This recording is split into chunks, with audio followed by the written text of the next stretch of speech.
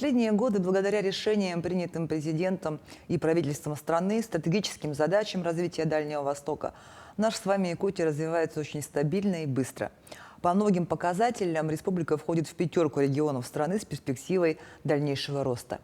О том, какие шаги были сделаны для того, чтобы добиться таких результатов, и о дальнейшем развитии поговорим с моим сегодняшним гостем, председателем правления Ленского объединенного речного пароходства, опытным руководителем, в прошлом министром молодежи, министром науки и образования, руководителем администрации главы и правительства Якутии Афанасием Владимировичем. Добрый вечер, Афанасий Семенович. Добрый вечер.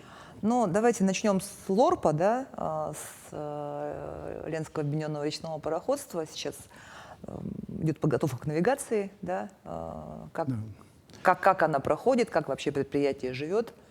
Навигация началась, подготовительные работы завершаются. В зимний период готовилось порядка 300 судов к навигации. Приемка закончилась. Сейчас у нас первые суда, уже загрузившись в порту Осетрова, идут на Ленск. В Осетрова танкера под ГСМ, под загрузку стали.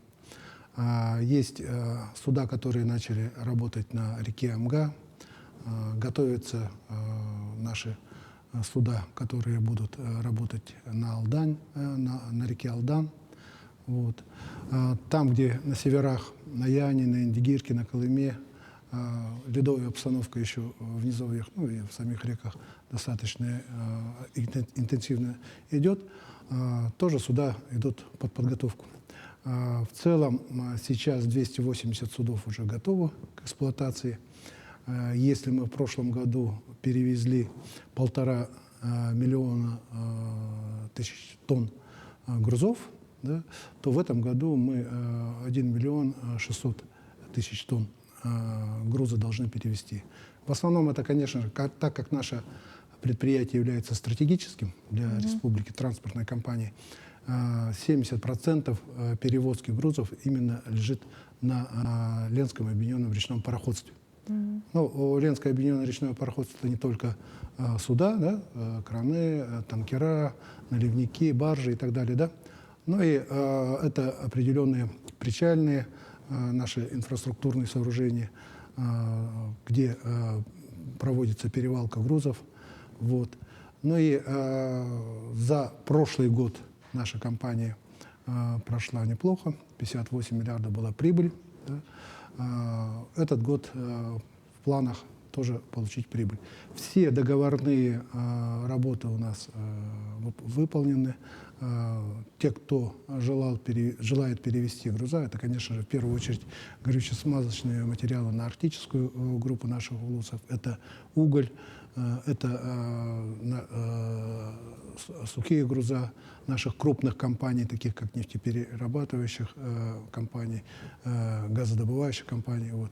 Поэтому сегодня навигация началась, и Ленское объединенное речное пароходство, в компании работает порядка 1800 человек сейчас, готово к проведению навигации. Конечно, многие моменты могут сказаться. Это, во-первых, уровни воды, но на весенний период, когда вот идет половодье сейчас. Половодье, мы стараемся максимально быстрее загружаться и быстрее доставлять груза именно в этот период. Вот. Ну, как лето пройдет по прогнозам, средние такие показатели, как обычно, и мы надеемся, что эту навигацию не хуже вот предыдущих 2 лет, когда компания заканчивалась с прибылью, тоже пройдем. Ну, раз вы заговорили о том, что Ленское объединенное речное пароходство — это не только суда, но и причальные сооружения, не могу не спросить о планах по строительству Жатайской судоверфи.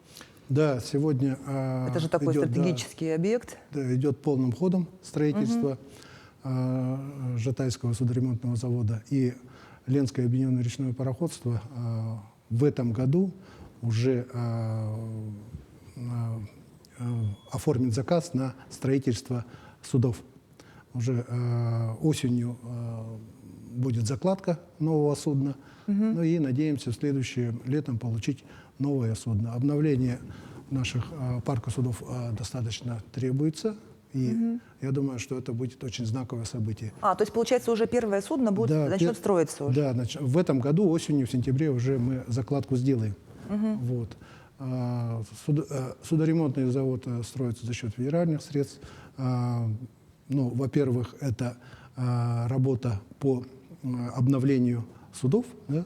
Давно не строились новые суда. Вот. Второе, это для Якутии, что немаловажно. Что будем строить свои суда. Да, и не только для Ленского объединенного речного пароходства, но и для других компаний можем строить. Это открытие новых рабочих мест, это совершенно новое производство. Порядка 400 рабочих мест будет, а сейчас вот на период запуска уже 80 рабочих мест будет.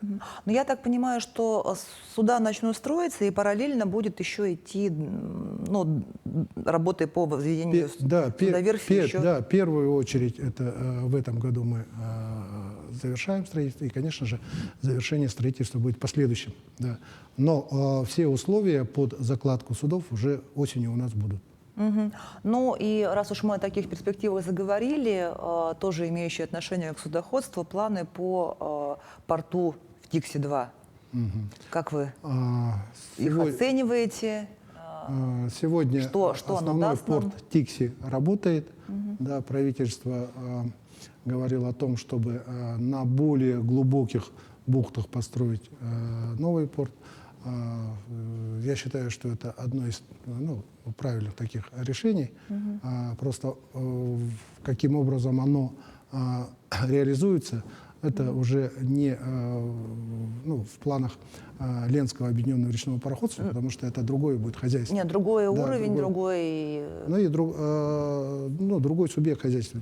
Поэтому мы в большей степени за то, чтобы причальные комплексы строились, для того, чтобы облегчать, как говорится, доставку наших... Но это же все равно отразится на работе. Да. Если у нас сегодня идет строительство причальной зоны в Нижнем Бестяхе с тем, чтобы железная дорога непосредственно подходила к причалам, так, чтобы груза или грузились сразу на составы, да, железнодорожные, или с составов на суда. То есть у нас сейчас станция Бестях находится наверху, да, за поселком, да, и чтобы доставить груз до причальной зоны, да, причалов, нам требуется перевалка, то есть это дополнительные расходы.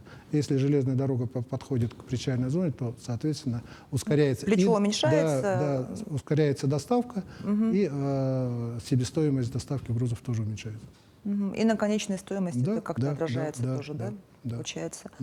Ну и раз мы о таких больших проектах заговорили, не могу не спросить тогда про Ленский мост. Да, я не в той, как говорится, наверное, позиции нахожусь, когда мог бы более компетентно сказать, но работа... Нет, но мы же знаем, что вы работали в том числе и вот эти планы по строительству, и... Работая в администрации, конечно же, проект.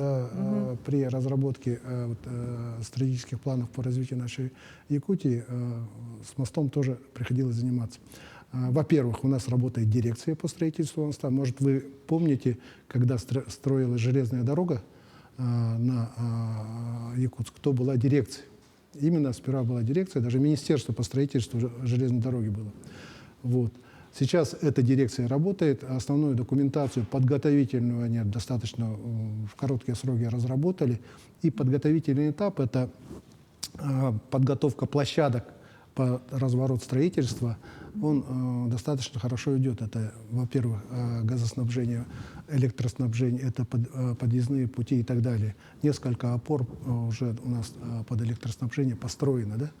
И сейчас второй этап – это уже заход непосредственно со стороны Хаптагая на мост, уже начало строительства моста. Проект сдан на экспертизу, вот буквально совсем недавно, по-моему, где-то 11 мая, да?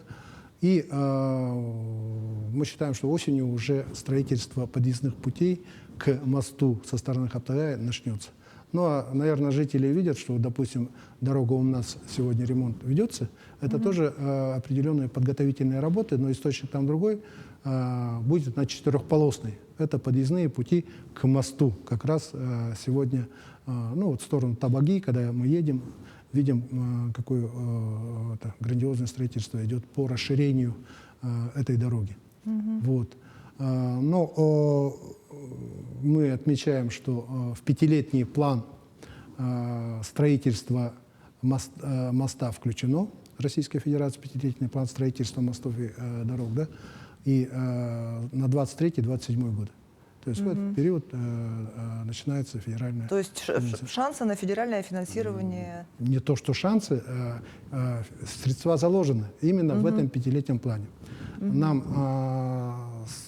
со вторым этапом, как только мы получим экспертизу, соответственно, осенью начинаем строительство, 24-25 годы финансирования. То есть все-таки, несмотря на сложную ситуацию, в которой сейчас страна находится, экономическую и так далее?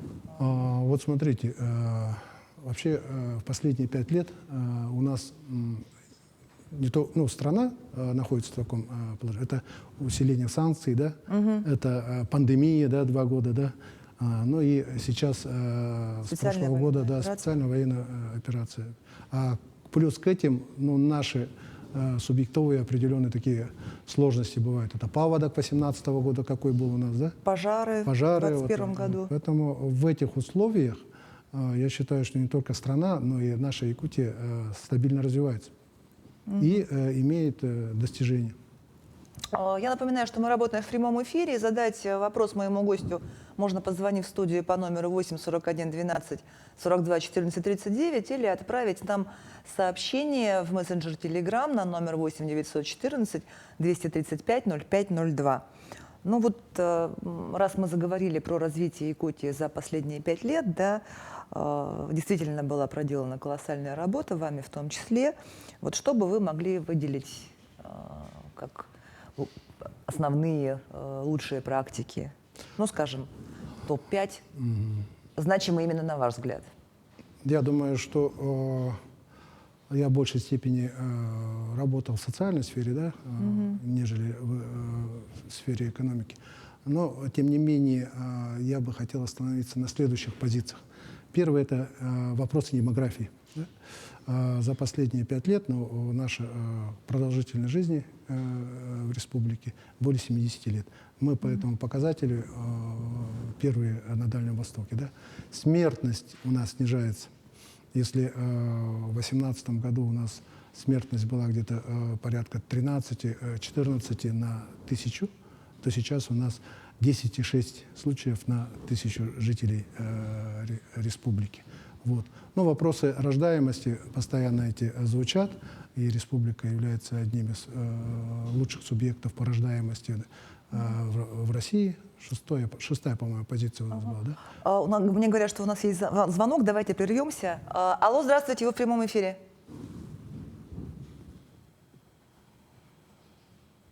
Здравствуйте, вы в эфире, задавайте ваш вопрос. Алло. Алло, добрый вечер. Добрый. Добрый вечер. Я хотел бы задать вопрос насчет тарифов парома. В этом году как у нас? Повышение есть или нет? Тарифы на паромы, они сегодня в пределах прошлогодних есть. В летний период они сохраняются. Насколько будет в осенний период, обычно в сторону увеличения бывает. Поэтому движение паромное выполняет не только наша компания Ленское объединенное речное пароходство, но и другие частные судовладельцы. Слышали, наверное, что в Качкацах уже паромы пошли. Поэтому следим за информацией. Я думаю, что значительного повышения не будет. То есть частники сами устанавливают цены, да. А у вас не будет, не планируется, да, значительного повышения? То есть примерно на уровне прошлого года будут цены? Да. Продолжу. Да, вопросы демографии я эти озвучил. И одно из достижений – это прекратился отток из республики, то есть отток населения. Второе, то, что необходимо отметить, это рост промышленного производства. По сравнению с 2018 годом на 23%. Несмотря на то, что многие наши компании да, ощущают вот это санкционное давление. Вот. Рост промышленного производства, как мы можем сравнить? В 2018 году у нас валовый региональный продукт, мы достигли 1 триллиона рублей. То сейчас, вот, в 2022 году, это будет 1 600 000 000. Ну и ожидается, что по итогам 2023 года тоже будет увеличение. Этим показателям мы тоже одни из лидеров на Дальнем Востоке. Вот.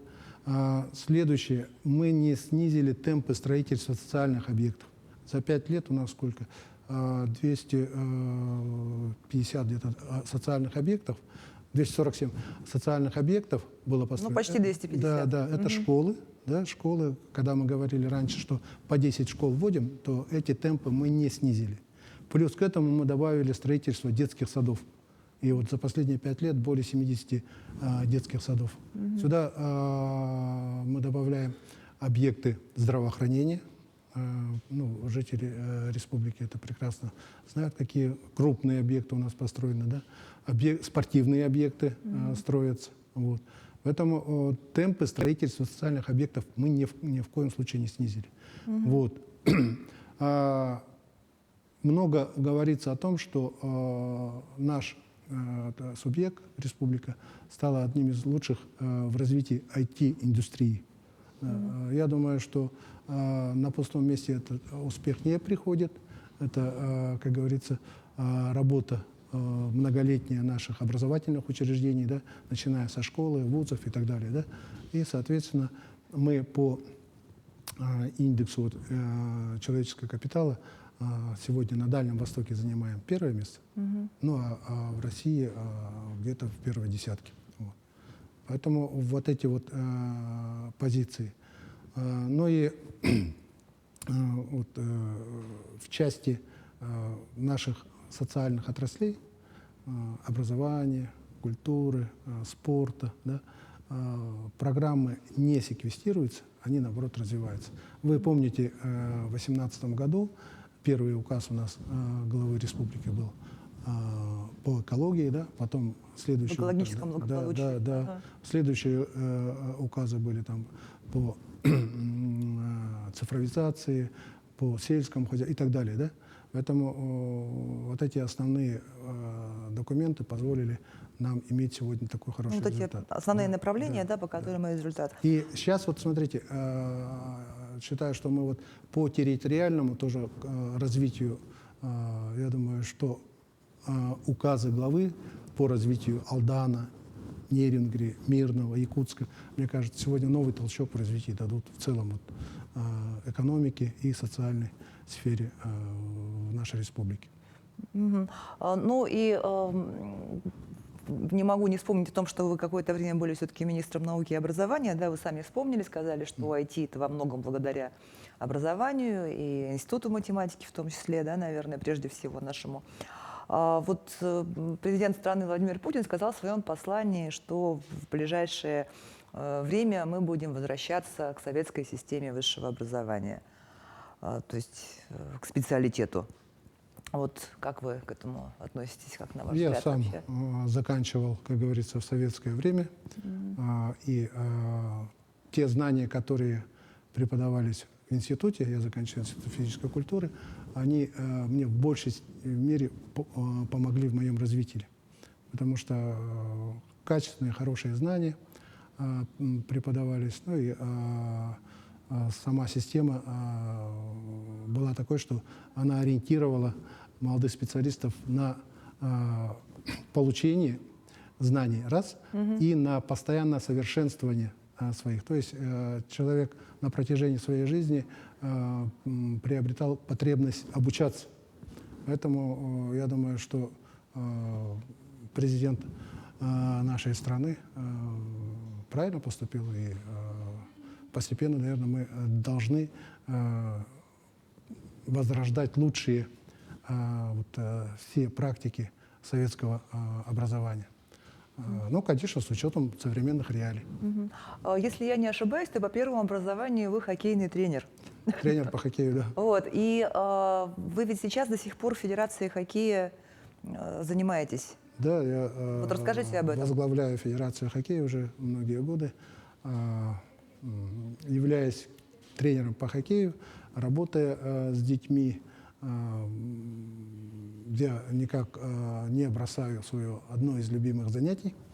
И сейчас продолжаем, не только сам занимаюсь этим видом спорта, но и способствую тому, чтобы как можно больше детей приходило на наши катки, как можно шире создавались условия для занятиями хоккеем, ну и участие наших юных хоккеистов, ветеранов, спортсменов на всероссийских соревнованиях тоже немаловажный фактор.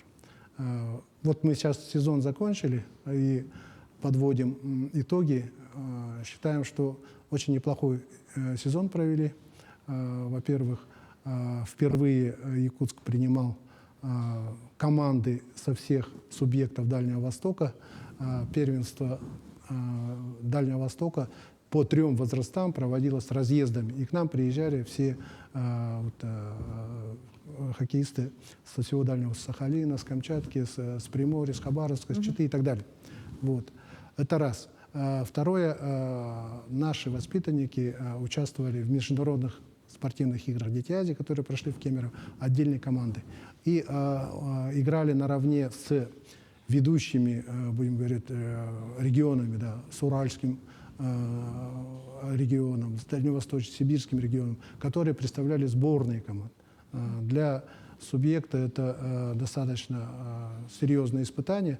Ну и наши хоккеисты показали характер и поборолись. Ну и третье такое достижение, это в России проводится фестиваль ночной хоккейной лиги ежегодно. В этом году 12-й фестиваль прошел в Сочи. И здесь участвуют любители. Наша Якутия была представлена в 3 возрастных группах. Любители, те, кто 18 и старше, да, затем ветераны 40 и старше, и ветераны 50 и старше. Наши любители 18 плюс сыграли неплохо, достаточно вошли в десятку лучших хоккеистов, лучших команд. А ветераны 50 плюс заняли 3-е место вот на всероссийском фестивале. Надо сказать, что этот форум собирает большое количество спортсменов. 134 команды участвовало единомоментно. Это вот, на базе всех объектов Олимпийского Сочи проводится. Ну и уровень соревнований очень высокий, как в организационном плане, так и в мастерстве. Я считаю, что Якутия достойно выступила на этом. Мы продолжаем строятся новые объекты, и я считаю, что лучшие годы развития хоккея впереди. Теперь вопрос как бывшего министра молодежи. Вот говоря о современной молодежи, ну вы же часто общаетесь, в том числе с молодежью, наблюдаете, как вообще меняется она? Общение с молодежью мне доставляет, я думаю, и всем доставляет большое удовольствие в части того, что в молодые годы человеку необходимо не только получить знания, да, но и получить поддержку от старших товарищей, от старших своих коллег и так далее. Вот. Но и в то же время личные определенные проблемы нужно решать. Не только получить образование, обзавестись, как говорится, семьей, да, жилье и так далее, и так далее. В этот период необходима всемирная поддержка разных начинаний молодежи. Поэтому в своей работе я всегда руководствуюсь тем, что если у молодежи есть определенное желание что-либо реализовать, то нужно их поддерживать. Реализовать с точки зрения полезности обществу. Да? Недавно мы презентовали книгу «Дорога жизни» Анатолия Храмова, участника специальной военной операции.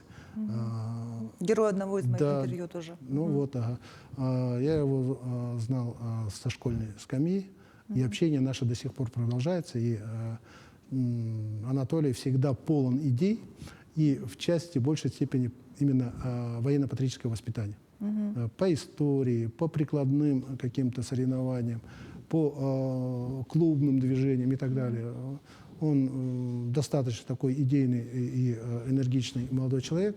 И многие проекты, которые он предлагал, я поддерживал, и они реализовываются. Ага. Один из таких проектов, насколько я знаю, это как раз возвращение в школы начальной военной подготовки и вот целый проект программы. Начальная военная подготовка в советские годы преподавалась очень хорошо, да, в старших классах. Сейчас предлагают в рамках основ безопасности жизни, но, к сожалению, как говорится, утратили определенные методики и так далее, программы. И Анатолий был одним из тех, кто практически разрабатывал именно модуль начальной военной подготовки в рамках предмета ОБЖ. И вот он, приехав на реабилитацию после госпиталя в Якутск, провел очень огромную работу. Плотно работал с нашим управлением образования города Якутска, плотно работал с Министерством образования. Ну и я думаю, что на основе его предложений и совместной работы с нашими вузами, я думаю, что практическое применение его идей по преподаванию начальной военной подготовки будут. А вы как считаете, вообще нужна начальная военная подготовка? Я считаю, что это нужно. Недавно в архивах НВК нашли запись, когда нам, школьникам Покровской средней школы, наш учитель Гуляев Дмитрий Дмитриевич преподавал этот предмет. Он вообще классно преподавал, и в тот период мы, после того, как нас призвали в армию, мы уже были, как говорится, подготовлены. Я считаю, что в школах это не с точки зрения подачи там милитаризации или еще что-то можно, а именно с точки зрения подготовки взрослой жизни ребят к службе по защите Отечества, к службе в правоохранительных органах, к службе в различных наших спасательных министерствах и так далее. Ну, если уж мы заговорили, тогда давайте перейдем вообще в целом к патриотическому воспитанию. Да, вообще, как сделать так, чтобы дети росли патриотами, и вообще нужно ли это делать специально? Ну, и как это делать, Ирина, специально? Слово «специально», мне кажется, оно как-то режет слух, первое, да? Мы это должны сделать каждодневно. Своим трудом, своей работой, своим отношением. Своим примером. Да, своим примером именно семьи. Сохраняя традиции своих предков, своего рода, сохраняя традиции народа. Ну и я думаю, что люди в целом должны иметь потребность именно к тяге к своей малой родине, к родине и так далее. Я думаю, что слово «специально» здесь, наверное, постоянно и системно необходимо проводить именно патриотическое воспитание подрастающего поколения. Но вот опять же, я цепляюсь все к словам, опять же, вы сказали про историю рода, историю народа. Я знаю, что одно из ваших увлечений – это как раз генеалогия истории родов. Расскажите вот об этом. Спасибо, Ирина. Действительно, мы на протяжении со своими единомышленниками, есть такой общественный институт генеалогии и этнологии народов Севера. Да? Аргунов Константин Ильич его возглавляет. У нас есть энтузиасты в научном сообществе, в органах власти поддержка имеется. И, конечно же, на уровне муниципалитетов. На протяжении 10 лет мы этим занимаемся, и хочу сказать, что есть результат, есть очень много таких практик, которые вообще уникальны.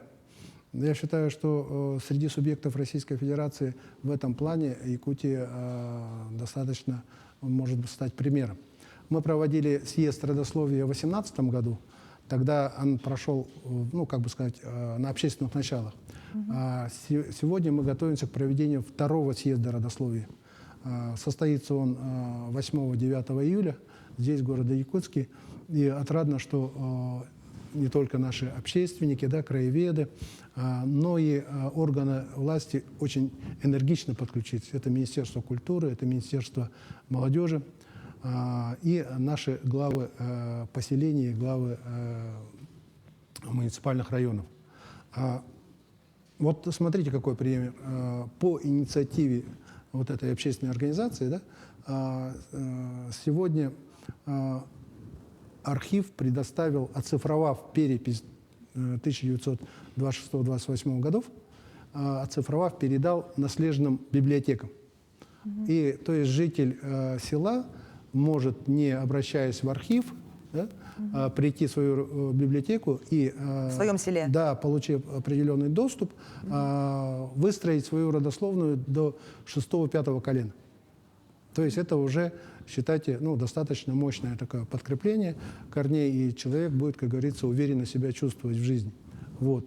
Архив же сегодня работает над оцифровкой своих документов ревизских, сказок, метрических книг церковных, да, и тоже через соответствующие программы человек может посещать сайты архива республиканского и получать информацию в документальном виде о своих предках уже более дальних годов, да, ну, 1700-х и так далее. Да? Вот. Поэтому движение это сегодня имеет поддержку в органах власти, в органах местного самоуправления. Ну и вот, как я сказал, есть точки, где человек может прийти и поработать. Я думаю, что мы разработали регламент, как составлять, такой рамочный регламент, как составлять родословную, как работать и так далее. Во время съезда второго, наверное, мы наметим новые проекты, новые задачи с тем, чтобы все наследника Якутии, это основная задача, все наследника Якутии подключились к этому. Ведь в каждом наследии есть разные рода, да? Несколько родов. И вот если мы будем вот это знать, то я думаю, что вопросы демографии, да, здоровья населения здесь тоже важны, да? Вопросы связей, вопросы объединения. Я вот, допустим, узнал, там, когда своих предков в 9 колене, да, то у меня количество родственников в разы увеличилось. Вот, поэтому это очень увлекательное такое движение, и оно, когда шире становится, люди получают положительные эмоции. А сегодня они нам очень необходимы. Но это опять же патриотизм. Да, да, да, это опять знание своих корней, это, как говорится, любовь к своей малой родине. Ну и вы ведь вначале говорили про IT, вот мне кажется, это такая прям цифровизация в помощь просто в этом деле. Да, да. В части развития... То есть в идеале же должно быть как? Ты заходишь, там забиваешь, я не знаю... Да, персоналии своих забиваешь, и электронная версия может вам выдать некоторые совпадения с другими персоналиями. Да? Ну, допустим, я могу найти в каком-то другом районе своих каких-то кровных родственников. Да? Предков. Да, предков. Вот. Но IT-индустрия, она, я думаю, безгранична. Как она будет развиваться, но я думаю, что вот то, что я вам вот это сказал, это небольшая толика. Но сегодня с реализацией проекта «Синергия Арктики», трехгодичный, да, в этом году она начинает стартовать, да, с тем, чтобы не только центральная Якутия имела доступ к хорошему интернету, но и вся Якутия, особенно арктическая. Да? Вот, «Синергия Арктики» подразумевает, что в течение 3 лет будет подключение не только всех районных центров арктических, но и населенных пунктов Арктики. У нас уже, допустим, Цаскала, Оленек подключены, сейчас в этом году Жиганс подключится и так далее. Вот поэтому я считаю, что цифровизация, информационные технологии, они важны для нас. Важны в плане того, что, во-первых, мы очень живем на большой такой территории, 3 миллиона квадратных километров, да? Нас на этой территории немного, да? Доступ до каких-то определенных наших там центров и так далее сегодня ну, прилететь из Батагая куда-то, даже в Якутск сложности, да. Поэтому IT-образование, коммуникативные все связи, мне кажется, они очень В важны. общем, будущее за этим. Да, да. Ну что ж, у нас время подошло к концу. Спасибо вам Спасибо. большое за беседу. На этом программа «Якутия Лайф» подошла к концу. Меня зовут Ирина Ефимова. Смотрите нас по будням в 19:15. Расскажем, чем живет Якутия.